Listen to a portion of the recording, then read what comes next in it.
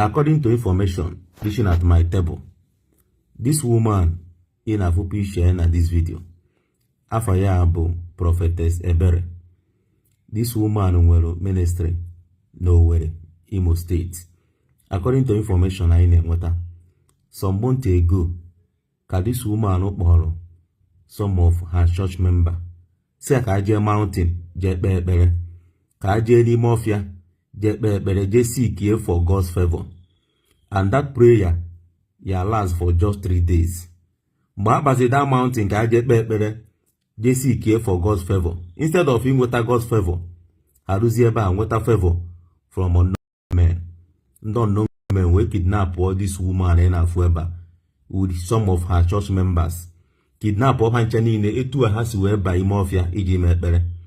Then ka 3 days gachara, the church members ndị ọzọ ndị esoro ha wee jee this mountain wee duzie worried na ife abụ almost 1 week na ha fụbọ prophet, na ha nụbọ from prophet, and na ha nụbọkwa from ndị ya na ewu wee ba ime ọfịa iji kpee ekpere. So lo and behold, ndị unknown gunmen wee kpọọ ha wee gwa ha na ọ bụ na ha chọrọ ịfụ this prophet alive, ọ bụ na ha chọrọ ịfụ ndị church members ya na this prophet wee bi ime ọfịa, na ha chọrọ ịfụ ha alive, ha kwere ha 20 million. Ha na ndị church member wee negotiate gido, ndị church members wee gbagharịa were 20 million jee kwere ndị unknown gunmen anọ n'ime ọfịa, sị na ha na-achụ ndị Fulani n'ime ọfịa. Why nọ ha nwa bụ ndị Fulani ha na-eme mkpamkpa n'ime ọfịa. So ka ndị church member this woman shegidoziere ka anụ onu prophetess maọbụ ka anụ onu ndị ya na ewu wee bi ime ọhịa, onweghị nke ha nụrụ. Ha wee sị ka akpọkọrọ ndị security agencies wee baa ime ọhịa wee jee chọọ this woman. Lo and behold, ka ndị abatara ime ọhịa ha fụ ozu prophetess ka ọ tọwa naanị na-elegosi.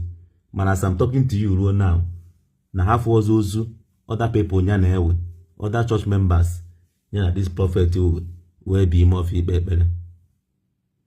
O nwere ike ọ bụ na-ata anụ ha, because according to the news I know, enwegasị pot na oven ha ji amị anụ mmadụ ha na-ata dị ya.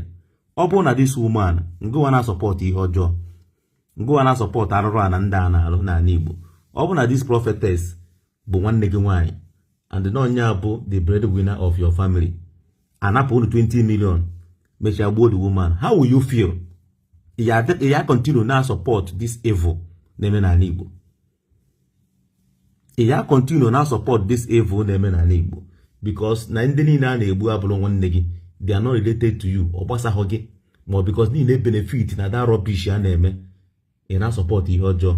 Ọ bụ na this woman ma na those church members na-efu efu till now, ọ bụ na ha abụ your family member, a na-akọ ụda aka, ihe ekwenwe obi ka na support this arụrụ a na ndị a na-arụ n'ala Igbo. Ị ka ya enwe obi na support evil a ndị a na-eme n'ala Igbo, ọ bụrụ gị.